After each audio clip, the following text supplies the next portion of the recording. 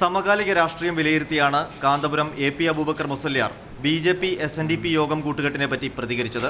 സഖ്യം ഗുണകരമാവില്ല, വോട്ടുകൾ ഛിന്നഭിന്നമാകുന്നതിനപ്പുറം അഭിവൃദ്ധി ഉണ്ടാകില്ല.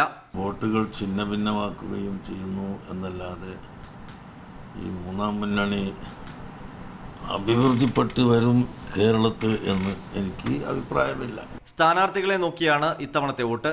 എന്നാൽ മർക്കസ് വിരുദ്ധരെ പരാജയപ്പെടുത്തും. നല്ല സ്ഥാനാർത്ഥികളെ നോക്കിയിട്ട് ജയിപ്പിക്കും. അത് ഞങ്ങളുടെ പ്രവർത്തനങ്ങളെയും നയങ്ങളെയും ശക്തമായി എതിർത്തിട്ടുള്ള ചില വ്യക്തികളുണ്ടാകും. അവരെ വ്യക്തമായി എതിർക്കും. തന്നെ സ്ത്രീവിരുദ്ധനായി ചിത്രീകരിക്കാൻ ബോധപൂർവമായ ശ്രമം നടക്കുന്നുണ്ട്. വനിതാ സംവരണത്തിന് എതിരല്ല.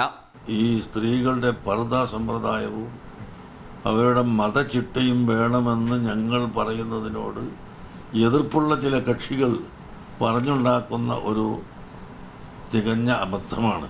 ആർ. അനന്തകൃഷ്ണൻ, മാതൃഭൂമി ന്യൂസ്, കോഴിക്കോട്.